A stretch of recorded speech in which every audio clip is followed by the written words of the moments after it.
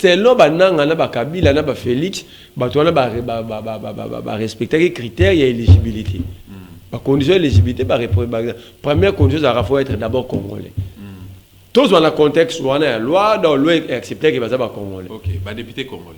Des députés ba soigner la paternité à ba groupe armé na carte assemblée nationale jeudi la semaine passée. Il s'agit de nani.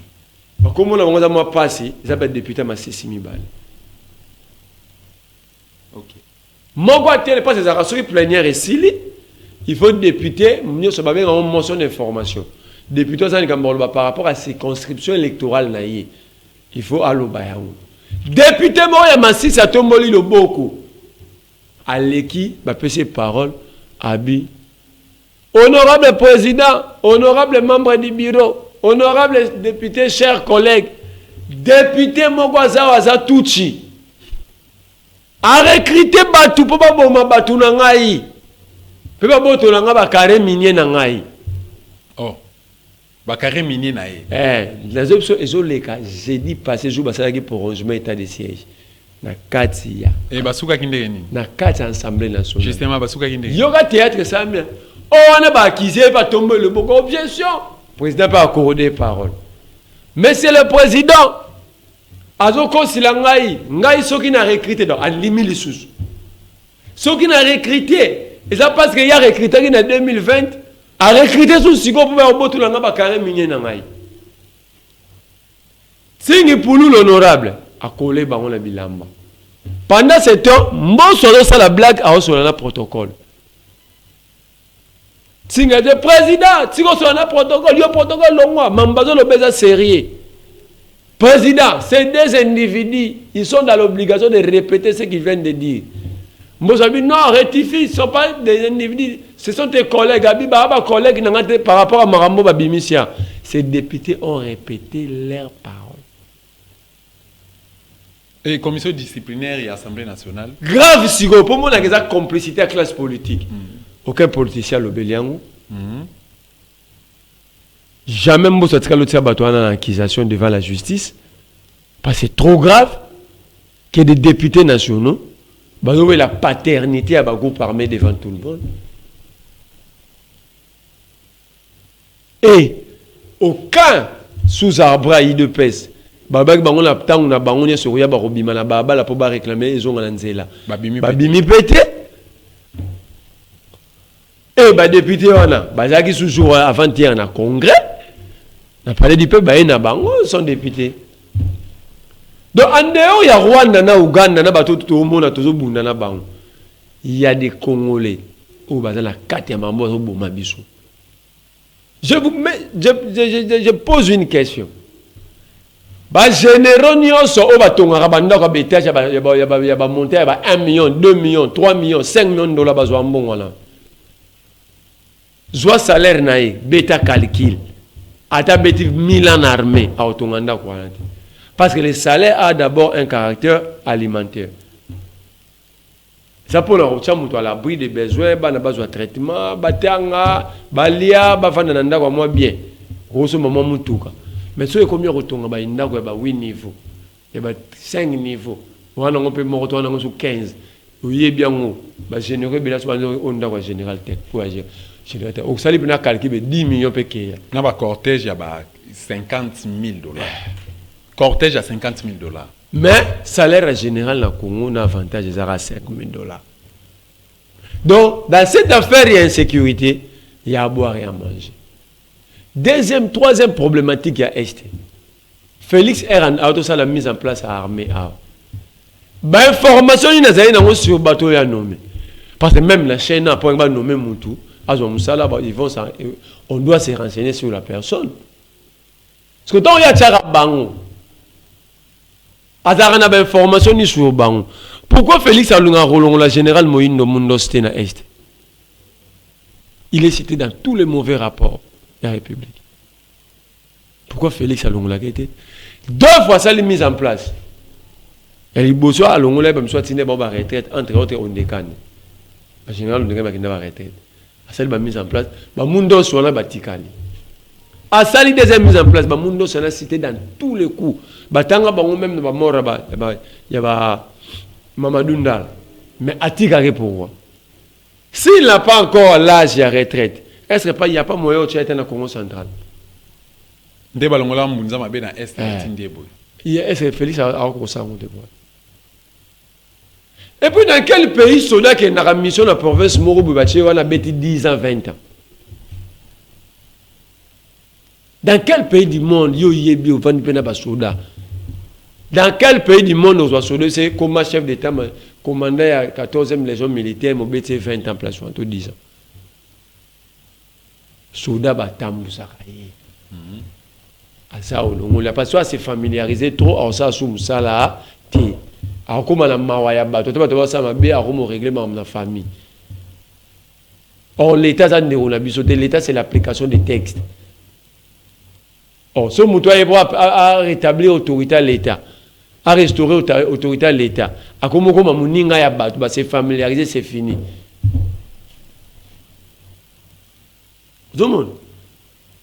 Troisième élément. Babato nyos bana bakare minier a. Bazoué on a appelé ça bon permis d'exploitation. Na appelé ça bon. Mais pas profiter de l'insécurité, tous les rapports le disent, l'insécurité au Congo. Hein, l'Est de la République a une corrélation directe dans l'enrichissement illicite. Ce qui Kaboun, on a le plus puissant régime Oyo, a se retrouvé dans 26 attrépaux et minéraux dans Kolwezi. Et les tout puissants. C'est quoi dans tout ça pour nous mettre fin? Dans tout ça pour mettre fin, il faut qu'est-ce qu'il faut? Le peuple doit se prendre en charge, premier élément. Tcheke varalobe l'oromoro, so l'igno bien en occupation. Hein? Faut en a 10 balles, donc 10 massages. 9 au utilisant contre tes propres frères au bazaro faciliter occupation. Parce que l'occupation, les gens ne te le battent. Pour nous dire au locayo, faut faire la porte. La classe politique congolaise a fait la porte oyo. Écoute ça, Batouane. Question mon ami tout le monde dans Facebook qui a introduit les jeunes militaires rwandais, ougandais, burundais dans l'armée et la police congolaise? Qui les a introduits? Mais les politiciens, non. Bon, on va pouvoir la renommer, on va révoquer. Au cas peuple congolais, à Télémabigo soit général James Kabaré, mais bon comme c'est chef d'état-major. Tant que James Kabaré, tout le monde tout est. Er bachaka te belé ba pesa ba nationalité a ya lukuta ba peut tout le peuple te ba sala yango na bon vouloir na bango et conséquence nous peuple ne to aussi bi na ba service de sécurité nani akotsa batouan.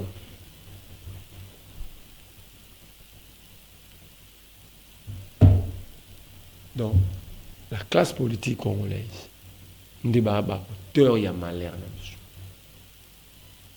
Il faut commencer par pour chasser les politiciens congolais. Aïe en 2023, bo bétier.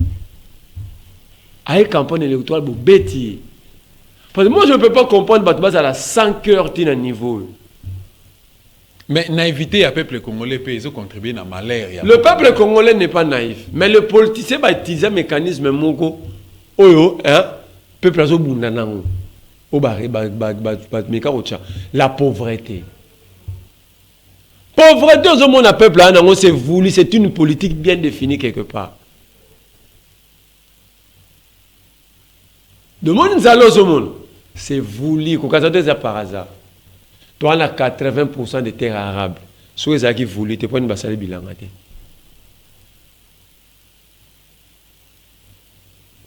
Félix a sali 191 voyages, 2,5 millions par voyage. Sur le salaire total, il sali plus de 480 quelques millions de dollars. C'est pas beaucoup, c'est beaucoup d'argent pour relancer l'agriculture, pêche et élevage. Vous comprenez?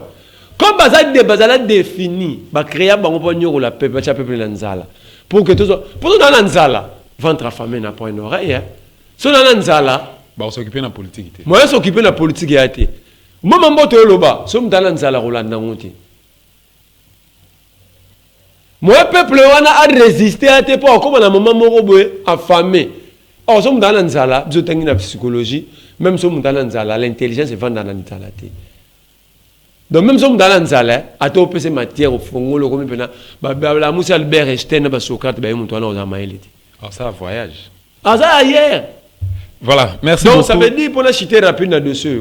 Ça veut dire ba politicien ba réciter biso na pouvoir. Et voilà même pour la meka ko na corrélation moko na marambu ya ba ya ligne maritime congolais LMC. Et où c'est pourquoi on empêche même aux Congolais d'investir. C'est pourquoi on empêche même aux Congolais d'investir. Mais que si on investit, nous avons ça aux Moussala, on fout ailleurs, au Kounon aux Moussala, moi ça sonne Zala, et ça on sommes devant une Zalaté. Alors on réfléchit, mais comment mon toit Ibimbo? Il y a plus d'exemples là. J'entends fout si bah ouais ou bah théâtre ça va 500 francs, on va mettre tout à souga longa que tu as on a paratina. Merci beaucoup, merci beaucoup. Il s'appelle Merlin, vous moquez activiste de la République démocratique du Congo, toujours mais un peu assemblée qu'on réfléchit. Naïe par rapport à Mamboli Kanabo quand la République démocratique du Congo. Bah c'est une émission qui est notre pour ça depuis moins d'âme tout cas dans quelques minutes à côté mais toko clore émission autre. Tenez c'est le moment où le tombeau est encore vide. Le tombeau. François Bédé. Bah oui les sous-soulignés. Abimi poso. Ok, justement question on en a posé avant tout les cas. Qu'est-ce qui fait que Batunion se base sur la République démocratique du Congo, au monde a batangé Vital Kamere, la preuve que nous a Ibaki, Jamal, docteur Eteni, tout ça, et puis Balobi qui François Béa a dit qu'on tenté d'éliminer Mokonzia Mboka, mais c'est Antoine Félix Chilombo. Mais Batouana, au Bayi Barambongo, Bambongwana et Zongakate, Bachara Bango dans la prison, Azoko Bima. Et Moutoyo a tenté de sécurité à l'État, condamné après le chantage et belé, a été bimalbana. Moi, est-ce qu'avec de telles réactions, de tels comportements, tu peux croire dans la justice en la République démocratique? Atteinte à la sûreté de l'État. Ils ont haute trahison de la République. Ils ont infraction imprescriptible dans la loi. Le soba kangyo c'est pour toute ta vie. Mais Moutoyo a Nyachambo comme mouvement d'insécurité. Il est dehors. On comprend le degré. Dans le monde, on a un et là, François Béaba qui a un salle. Ben, on a un soldat, même si on a un boulot. Bon, tout est en état de droit, selon Barbo. Atteinte à la sécurité de l'État. Mais l'état de droit, c'est établir le fait. L'état de droit, ce n'est pas arrêter, libérer quand il est guiboué. L'état de droit, c'est établir le fait. Ça dit, dans un état de droit, l'unique autorité s'appelle la loi. Ce ne sont pas les individus. Quelle que soit ta taille, ta force, degré naïo, tous nous sommes soumis à la loi. Ce qui est grave, coup d'État, comment un seul individu peut organiser un coup d'État dans le pays où il a attends que la paix le Rwanda coup d'État, c'est une équipe qui l'organise. Ce n'est pas un individu. Un individu a un cerveau moteur organisé, hein, mais il faut l'accompagner. Alors ça, on dit. Toloba na bino awa. Comment babi François Benga sa coup d'État bakangiye? Mais dimanche, c'est ça bakanga François Benga samedi le 5 février. Dimanche le 6, la République de limité ba tout ba marché. Pour la réception François. Oh, bazo senga bakanga va même. Bakangi dia mutu ba senga suba kanga. Batumbana ba pine ba pansana mituka batu. Dans ce régime to moni nyonso. Milice qui ngabwa bakenda. Maintenant la nouvelle formule la milice na IDPS. Batteur mo bato sala on a ba ola te bateni lo ka bashikata. Ba force à progrès. C'est une partie politique qui est bon. Mais le but, on a un peu de rouge, on peut perdre. Ceux qui ont les forces à progrès. Mais bon, tu as la tenue, tu as la tenue, tu as la Félix Tshisekedi Mokonzi Mboka. Tu as la tenue, tu as c'est quoi, vous préparez contre la République? IDPS, pour une réponse, maman, IDPS, c'est une malchance pour ce pays. C'est une malchance d'avoir l'UDPS comme parti politique dans ce pays. Dans moins de 3 ans, IDPS a démontré que c'est un stagiaire. Dans moins de 3 ans. Ce sont des stagiaires. Et c'est là que la rapport ça même pas à Robert Talisolo à Kabila. Tout ce que nous vivons c'est lui. Peuple a sali vote naé, il y a qu'à sali makam naé, il donne aux stagiaires. Il donne le pays aux stagiaires. Nous sommes dans la classe psycho. Donc mon mais natama Kabila pe on se batanga kana tango. Francis Kalombo ba ndeko à moi si Moleka azalaka ni premier vice-président assemblée. Azaki député. Quelles sont les conditions pour tous un régime tous bon. Mais c'est pourquoi tout sangana tout bengana régime on a pas tout mon régime n'importe quoi. Ce que il peut perdre des autres chamakele là na Kabila bazo lobalé bazo na actualité. C'est à cause de l'amateurisme de l'IDPS. Keba benga ondo qui est né hein. Automé ngaso na ba en ngala landa papa Tchenchi Sekedi. Il pas ça né. Ya makasi a proposé rien ça daya. A proposé rien ni virgule. Azala otindaka so bat balali nzala si bango Mobutu. So bat balali nzala tondi si bana ya batu na basaba nzete so bat balali nzala ombolali nzala bepona Mobutu. Yango moni na régime ba souffrir batu wana ba osalate ba komokanga ke o biso pouvoir na so fois personne misala ba pesa n'importe qui musa. Musa la faut mériter yango. Pourquoi peut-être c'est bon mon IDPS au pouvoir bino tout bon ça misala beaucoup molia. Yo mon été Félix na posé ça même pas policier. Culture wana son a comme président tant au pouvoir policier pauvre osate. Bon ça mis tout na banda na bino. Merci. Policier sont bien épave na Ngabwa comme on. Merci beaucoup mon amboka Merle vous bah signaler biso geno singeli tout voler parce que temps réglementaire aussi là. Lelo nakati ya lamuka hypocrisie hein ils ont opprimé hein tout le monde Martin Fayulu na Adolphe Muzitu à couteau tiré bah c'est la guerre froide batu mususu ya lamuka au baza pro Fayulu bazo tirer sur Fayulu tirer sur Muzitu bah pro Muzitu bazo tirer sur Fayulu qu'est-ce qui se passe non le bango pour moi la série c'est un regret un grand regret pour la classe politique mais vous avez l'information ana nazo mona nazo la information la katenga za membre la mukati. Oui, bien. Mais tout sur la famille, tout sur la. Mais quand je vois la bataille de la télé, même ceux qui prenaient la mouka au sérieux, je ne sais pas ceux qui vont au sérieux. Parce que la classe, les policiers congolais, va démontrer un degré à Souka que vous ne pouvez pas avoir confiance. Vous ne pouvez pas le faire confiance. Parce que Souka, oui, la politique, c'est les intérêts, oui. Mais avant tout, ces intérêts-là, et aux anacom, égocentrisme, dans les peuple. Mais là, c'est beaucoup d'intérêt pour un pire privé, au peuple à Tenakati. Parce que le peuple a pris à un combat. Les lots, la mouka, c'est une démonstration, sans mongo, mais si vous avez remarqué, il faut que vous ayez un peu même Congo central. Aïe. Bandundu baye. Baye na mongo na bango. Ça dit, la mouka incarne quelque chose. Hein? Pour la résistance, pour le combat, pour le changement. Mais désolé, ils sont politiques, ils vont rester politiques. Donc pour nous, ceux qui appellent Moko Boye ou Tinangamba la mouka n'a pas Rafaelu, batona ba royal société. Tout événement nécessairement avant et mais il faut être clair à ce que je vois dans la télé. Par exemple, longtemps on va comme j'ai suivi un débat entre Bruno Mbenga, il y a une nouvelle élan communicateur, na Dailé, l'homme du peuple, un communicateur a décidé, mais c'est du pur bassesse. Excusez-moi, ce sont deux mes amis, mais parce que le Congo ne mérite pas ça. Le Congo n'a pas besoin de ça. C'est là que Naïb Sako s'est posé. Mais le gars parti Naïb Sako, moi je n'ai pas parti politique à cause de ça. Apparemment, le parti politique na Congo longola batu na rationalité. Comme ça, baranda batu ba irrationnel. Je préfère encore rester dans la société civile dans l'Inanga. C'est de l'irrationalité grave. Parce que si tu es bango, bozo wele la nini. Oyo akana kati nango, oyo azwa kimbongo.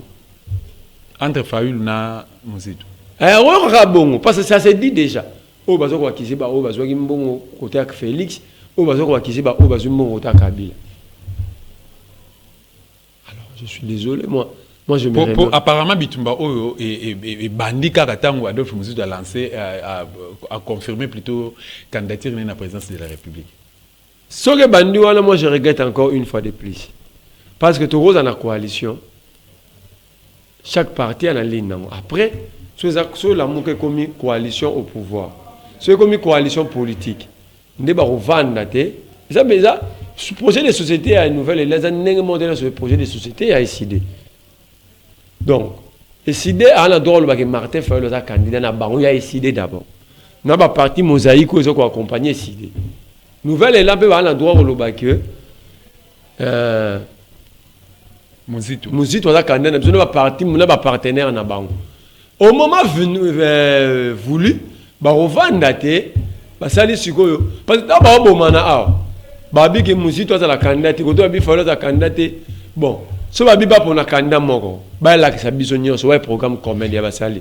Merci beaucoup. Je la parle pas une minute. Ba la que ça programme quoi parce que tu reproches à IDPS na FCC quand na FCC de ne pas avoir un programme de gouvernance commun ya on même ba milikan biling. Le gars bango ba comme na état pour on a déjà sans même tout comme bango mi balé ba la que ça biso programme commun basali ya kombo ya lamuka projet de société à lamuka aussi ba pouvoir ba gouverner. Alors le gars d'abord comme l'État pour la parce que la coalition vous en a programme. Hein, on a le temps pour sa coalition. Vous en a cadre de concertation. Hein? Ce que le gars va dans ngoté, ça dit chaque an, elle doit décider dans ngazini. En même temps la cadre de coalition non politique mais coalition alliance moro ya la cadre la muka, ils peuvent converger mais côté ba projet de société dans ba vision politique, ils peuvent diverger. Mais au moment voulu, on va ne converger des débats. Nous dit tout. Nous na monde to solo na projet to moni projet de social muta ko mango za Martin. To Martin bien to talia ngo muta ko mango muzitu. C'est ce que tue le Congo même chez nous les jeunes. Et je comprends pas l'esprit nous et où t'as pas leader politique. Lo ba tu bazo linga ba koma netinga la fin du je peux na ba estimer que par exemple l'équipe Mukeba il a une expérience avec collègue Mukeba. Or, ce que Mukeba a fait ou ce que Fayulu a fait, ngalo na commune à moitié na monté. Je dois apprendre, rester humble, beaucoup étudier, écouter et s'organiser par rapport à nous pour que nous frères chemin pour nous comme leader. Mais pour nous comme leader, même si et puis tout le monde n'est pas né pour être leader pour conduire les troupes. Ça aussi c'est un fait. Sauf que le Hanamaka se remet la mouka mobimati na soma l'État, peut-être que Muzitu n'en a pas. Et vice versa. Alors, nous avons un exemple de musicien. Tu es un musicien Bela, tu as un succès, tu as un orchestre. Par exemple, Alain Pela, tu n'as pas au JB Pian. Il était au top niveau, Banda Kenda. Ça dit, lui n'est pas à la chanter, il a ses talents. Mais ça l'a magité pour ça, même pas trop. Il fallait pas me mailler pour que talent, et mon ami soit battu. Mais alors, à ce stade actuel, la jeunesse, tous nous sommes dans le même bout, dont on a fait un poteau à dégâts. Alors moi, je suis désolé. Moi, je conseille aux jeunes de ne pas faire confiance aux politiciens. Merci beaucoup, Ribri responsable dans Lomba Openza. Moi, Namboka, Merle vous, parti à Samboka Nabiso abattoir. Lélo, tu comprends sa charge on est pas nani. Pas ma politicien ni en général. Na Félix Nakati. Non. Mais lui, c'est le responsable numéro 1 qui dirige le pays aujourd'hui. Ok, voilà. Narota la Félix, Narota la profil à Félix et le lobo. Ozomona, Azoko incarné leadership. Bafeti. Voilà. Néanmoins, la Félix et le lobo. Est-ce qu'à Koki vraiment qu'on changer RDC pour que Kimia généralement paie écoute en regardant. Mais il m'a changé, Antonia a changé, Maman Denise a changé, changement et moi. Voilà. Narota la Martin Fayulu na Muzitu bakoti na ba de guerre na kati na bango. Est-ce que espoir ezali que na bato ba kwa na lamu combat ya lamuka que changement et comme mal changement. Na guerre espoir est raté. Voilà. Ndengo tala Yves Bouya na kati ya kasho wana. Ozo charger nani? L'infirmier, le laboratoire. Bato ba yebi kombo na été. Laboratoire ba yebi journée c'est moi mutu mo intrus mo na kati ya journalisme là talo kwa ba papa na biso ba chole. Oko yebisa bana Congo nini na nyoso l'équipe par rapport à entretien na biso na Mukuse penza. Nyoso l'équipe na entretien na biso tous nous nous remettons au peuple. Ngapena za peuple, les peuple ba peuple. peuple ndé à souverain au regard de l'article 5 de la Constitution. C'est à nous, étant que peuple, de prendre nos responsabilités. Par rapport à LMC, ligne maritime. Dans la Kibato, Tipo Soe, Tozo Banda, Tito Komanasu, dans la conférence de presse, Ezali. Voilà. Merci beaucoup. En attendant de réunir les documents. Comme on a eu Merlin Vous Azali, Moka activiste de la République démocratique du Congo, Moka combattant de liberté, autour ensemble pour comment libérer notre très cher beau pays, la République démocratique du Congo. Qui est le cas là, Moka Valère Nakatia, émission de les valeurs. RDC, on a profité de la même occasion, na Pesa, merci à l'équipe technique qui a accompagné, merci à Bruno Nzinga, MC Mbia, merci à Christian Banjolo, merci à Bino Nyuso, ce qu'on a raté, qu'on a vu dans le programme de la télévision, beta www.dostatifique.com plutôt comme on a intégralité de l'émission de Salah pour enseigner, comment motiver, pour préparer la population pour soigner un jour tout ça, soulèvement populaire pour libérer la République démocratique du Congo. Ingeta!